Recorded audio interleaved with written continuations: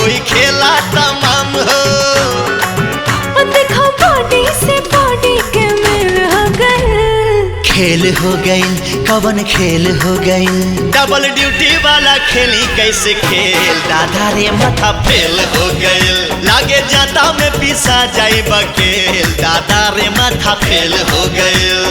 आज हमारे राजा लड़ाला नजरिया, आके समझा तू दिल के भीतरिया।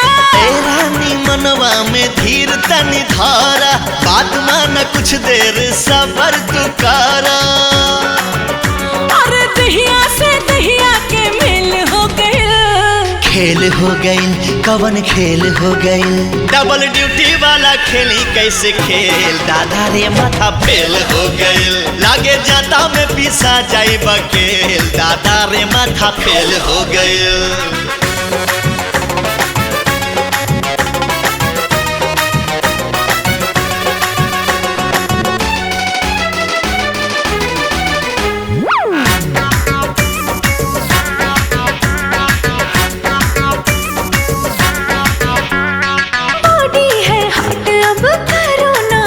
जी इंजन मोहब्बत का करो इसे काट जी। रात बाटे बाकी हो बात बाटे बाकी, सजिया पे खुली खुराफात बाटे बाकी। झनके लचूड़ी खनक जाला कंगना, सुर हो सिंगार खोजे प्यार तो हर सजना। अरे भागेला ऐसे जैसे जेल हो गए। डबल ड्यूटी वाला खेली कैसे खेल, दादा रे माथा फेल हो गई। लागे जाता में पिसा जाई बकेल, दादा रे माथा रे फेल हो गई।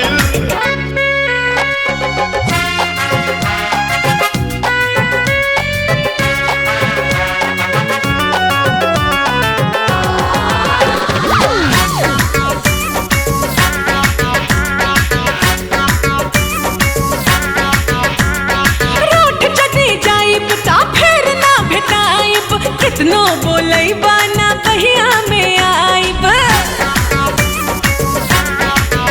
हारू सबूत बहिया में तान ले हब तो होके, किस लेके करवा में बांध ले हब तो होके। ना जाने कैसा तू है हसबैंड, बाहों में आ जाओ कर दो ट्रेंड।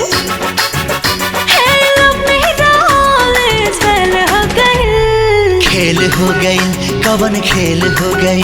डबल ड्यूटी वाला खेली कैसे खेल, दादा रे माथा फेल हो गई। लागे जाता में पिसा जाई बकेल, दादा रे माथा फेल हो गई।